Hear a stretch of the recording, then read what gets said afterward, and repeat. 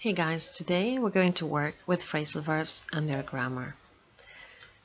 When we talk about phrasal verbs, we need to remember that they consist mainly of the verb and an adverbial particle or a prepositional particle for phrasal verbs like turn up, or the verb and two adverbial particles or prepositional particles like look forward to.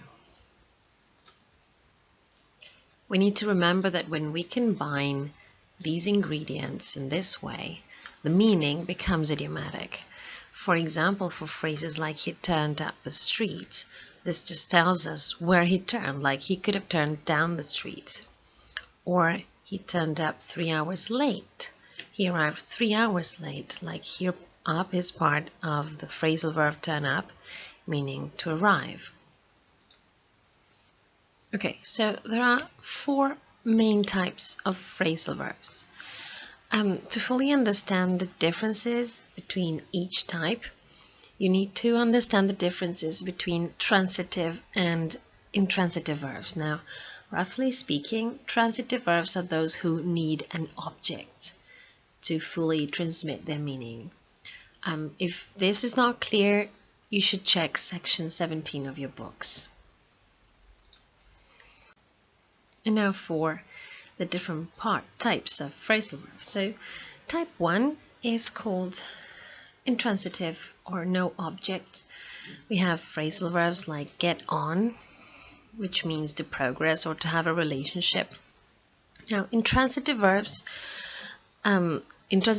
verbs, don't have an object. We can follow them with an adverbial or a prepositional phrase like how are you getting on, meaning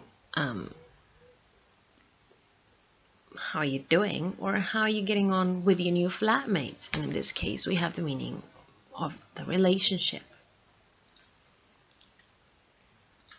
Type 2, or transitive separable, has phrasal verbs like let down. Now, if an object pronoun is used, we need to include the object between between the verb and the particles. We cannot have phrases like he let down Sally. Now this would be horrible. Take it away. Make it go away. Type 3, or transitive inseparable, has phrases like break into. Now here the direct object and the object pronoun cannot come between the verb and the particle. So they must always follow the particle. They broke into my flat while I was on holiday.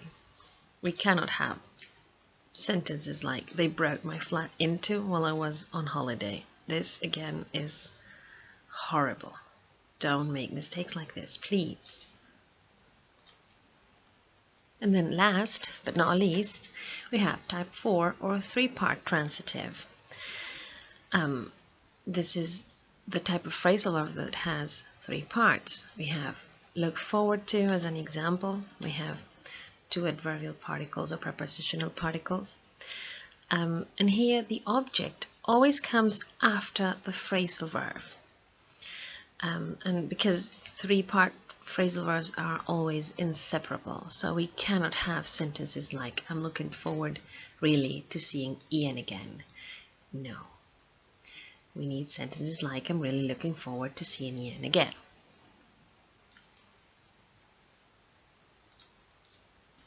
So we need to remember that these different ingredients can have different meanings when we combine them differently. So we always need to remember how the different types of phrasal verbs work. Well, I hope you liked it. See ya.